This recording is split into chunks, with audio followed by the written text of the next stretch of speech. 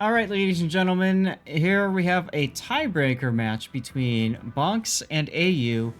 Both teams trying to get a win in their group. Tied right now for 4th place. Whoever wins that finishes 4th. Whoever loses that finishes 5th. Why is that important? Because All about the pride. well, there might be some money on the line too, because I believe there's a prize for 8th place. So this could be for money too. Let's go ahead and take a look at the setup as Addy, BONKZ is bringing with them Addy in the Kleber, Dyer in a Harugumo, 420 Blaze at Harugumo, Addy's Kleber is normal, Battleship Nagato in another kind of normal build Kleber. For cruisers, Cheshire in a Petropavlovsk with reload, Todd Howards is in a Napoli, Chukwama's in a Colbert, look at that, putting with range. Admiral Tester is in a Radar Minotaur. We got Grimoire in a Preußen with secondaries. And Kermit in a Schlieffen that's full secondary build. What do we got down to the south, bud? To the south, I'm going to do my best with the names. We're going to start with the Daring and Penguin Cola with the unique upgrade Daring. He seems to really enjoy that ship. The YY, driven by name I'm not going to try to butcher, is Torpedo and Radar build. With Dazzle. I believe I was about to say with Dazzle. We have a secondary build, Napoli by Shuru. That's the best you get out of me. I'm sorry. Vermont and Call Me Juan June. I don't know. Is 360 quick scope YY drop sniper build and tank. Trying to get all that out, and that is what is heading over to Apples now. Heading over to not Apples is a full Schlieffen build. Secondary. More. Secondary build Schlieffen. There you go. I am trying to get some of these names down. Petro is Reload. Is behind him. Des Moines Ledge Mod. Gehring is Kotz build. And Marcel is, well, I need to get somewhere quick to shoot something. Looks like the Schlieffen's going to take the typical spot of the island between chocolate and bacon, leaning more towards bacon. AU's Marceau, surprised he didn't nose in, go in and get this cap. Sending torpedoes. Gehring's probably going to be dropping smoke any minute now for his Des Moines, driven by White Snow. I can say that name. What I really find interesting is, I believe even the other game we casted with AU is Cola here really likes this unique upgrade Daring. Right. Which I personally find interesting, that you're giving up concealment for torps to do extra damage when torps are kind of situational. I mean, you know where ships are going to be, so I can see and understand that, but at the cost of giving up concealment, to me, it just seems a little. Well, this map risky. in particular, I think is well suited to that unique upgrade Daring setup, because it's got extra damage on the torpedoes, and I believe the torpedoes reload faster. Yes, you're giving up a little bit of concealment, but let's be real, you're not going to put yourself in a position where that concealment really does matter. Your torpedoes, however, single fire. Should matter. You know, I've seen unique upgrade Darings do crazy stuff on you know, in this map on this position. So But we'll have I to mean, see. what I find funny, like, while it may be heavily suited for this, oh look, both teams brought a German battleship with hydro. Right? Like, these guys don't want to get surprised by the torpedoes, but like, this is the only Daring I believe we have seen, and the only player actually use the unique upgrade for the Daring. Right. Now, Hanabi not Takai. much going on in apples, then nobody's surprised. No, Hanabi Takai is kind of sort of being farmed down. I like Chukwama's position in the Colbert. It's there for obvious reasons, right? You're expecting to see a Schlieffen on the other side. Focus it down. And you can see Battleship is also opening up now with Reload Booster. That's Nagato.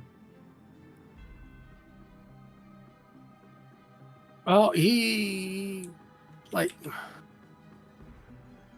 luckily there's no underwater features there for AU Schlieffen to get out.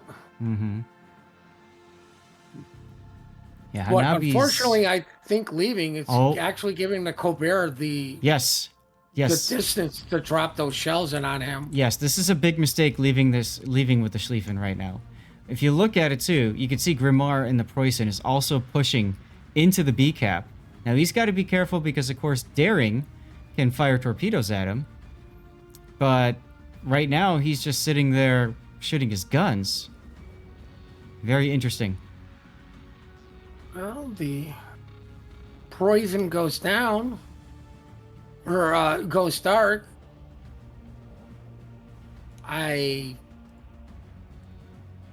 knows torpedoes going to have to be coming, even though his hydro's about to go down. There's no way the Daring reverses not to drop torpedoes on your position. Of course. But Grimoire also kind of stopped, and now he's reversing. He's got hydro going. He'll detect those torpedoes pretty darn quickly.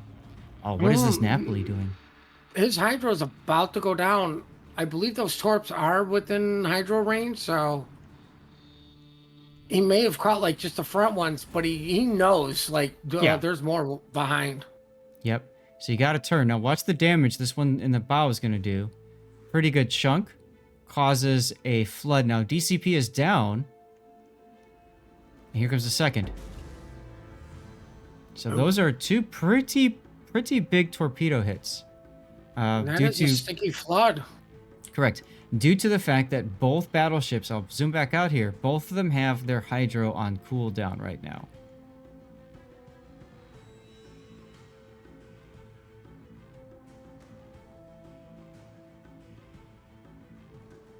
He used Napoli contesting or denying Alpha to BONKZ. Mm-hmm. I kind of like that play. Just due to where he's set up. Like, Eddie's really got to commit here if he wants to do anything to this Napoli. Yeah, let me pan back here. We could take a look at... Oh! Dyer goes down to a random torpedo. I was right over it. That's why I missed it. I was trying to figure out where it was.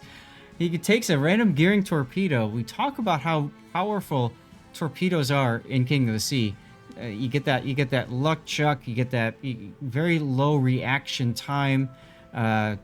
Gearing torpedoes are fantastic in King of the Sea. Well, gearing torpedoes are fantastic in any game mode. Of course, absolutely. But it looks like Schlieffen and Petro are going for AU are going to put a push on BONKZ Petro.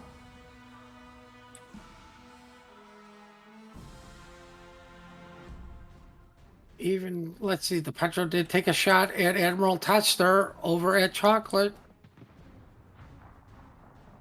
Yeah, he's fine. He's sealing up, but he's by himself, so it's gonna be really hard for him to have an impact in the battle at this point. That's gonna open up that flank over at the seaside. Penguin now coming under sustained fire in the middle. They brought Nagato up. Hydro's available now. They're trying. Look, there's another set of deep water or single fire torpedoes. More importantly, your Schlieffen in the middle came out. Oh! Oh! I just barely caught that. Guys, that's a clip moment right there. He's probably going to get the trade on the Preußen, though. Oh, wow. Definitely. But Preußen said, I don't need a Vermont to yeet a Schlieffen. No. No, that's two Schlieffens we've seen completely yeeted in King of the Sea this season.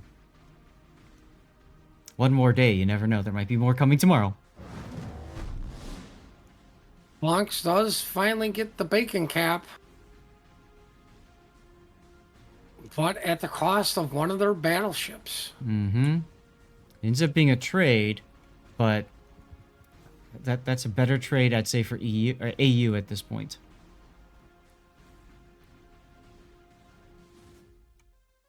Not much going on over at the A side. They are still denying them a cap. Like it's a standoff here. It absolutely is, yes.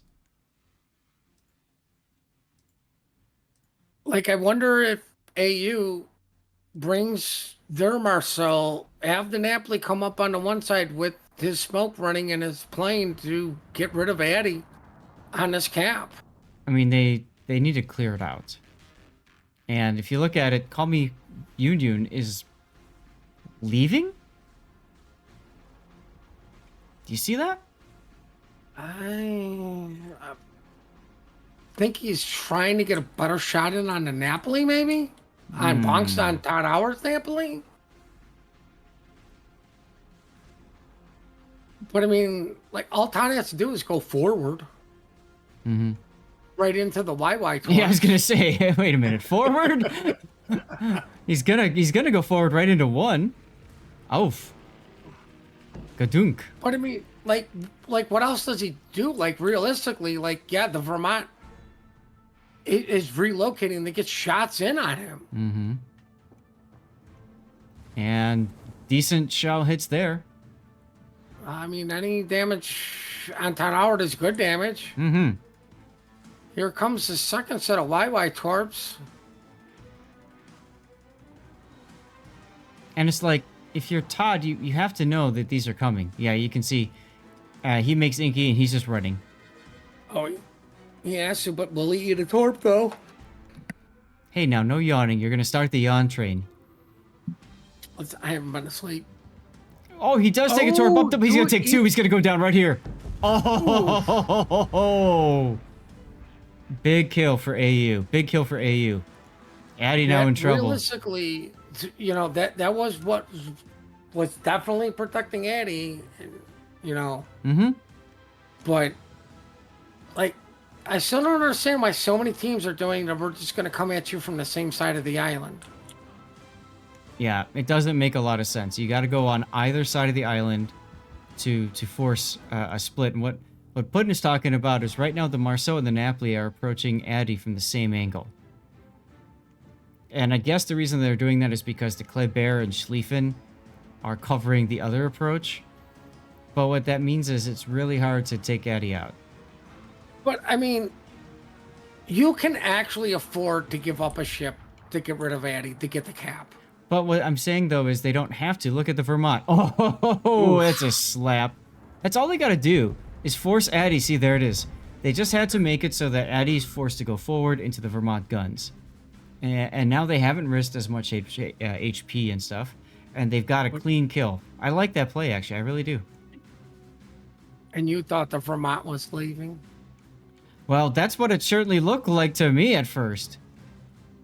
But I mean, like, that's the thing. Like, the Vermont's not leaving. He was relocating to get shells in on these ships. Mm-hmm. Right. Mm-hmm. And what you have to do is you have to get yourself distance along with the angle, because That's right. you need your shells to clear the island and drop down. And now, fortunately, as well for Team AU, in the process of going out that way with the Vermont, they had two ships that basically were very static, and they were able to take advantage of. Because these Vermont shells, of course, at range, you need to be able to hit something. If they're mobile, good luck hitting it. If they're static, it's easier. But like the other thing, moving the Vermont over stops anything coming out of, Bacon, as Schlieffen just takes a massive chunk. Well, Vermont is going to lose a lot of HP once the Schlieffen gets, some of these secondaries. You don't want to get full broadside to get all of them. No, I will say this. At this point, Kermit has to just W, right? I mean, they're losing. They're down 3 ships.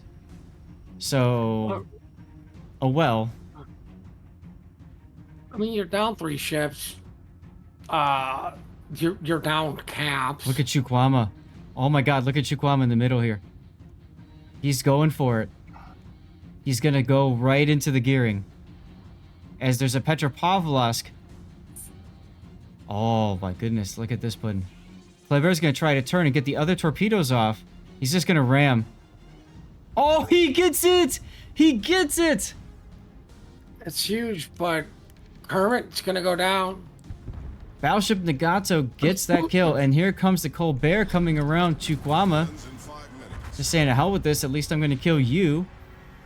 So, And unfortunately, Daring got caught nose in, which means he can't get torpedoes. Yep.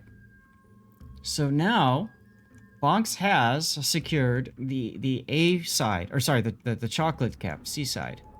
White Snow's gonna radar, maybe get a few resets. Battleship Nagato's gonna be forced back a little bit. But the real problem is, now you've got Chukwama who's just trying to... He has to stay on that cap while being able to shoot the Des Moines too. That is no longer detected. The Petro does, correct. But I'm looking at Chukwama. Chukwama is forced to just go.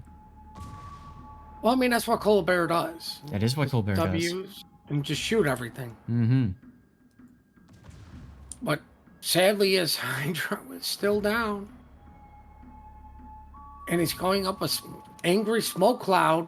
Gee, I wonder what's in there. I'm going to go out on a limb and say a Napoli. Yep. Chukwama just dodges. Napoli shoots at him. I mean, why not? Why You've not, got nothing indeed. to lose as a Napoli. You got a YY in that smoke helping you. Mm-hmm. And there goes Chukwama. All right, well. Well, it's all up to the Petro because Kleb doesn't have the HP to do much but steer out of Vermont. Mm-hmm. Oh, Des Moines trying to take out those front guns of the Petro.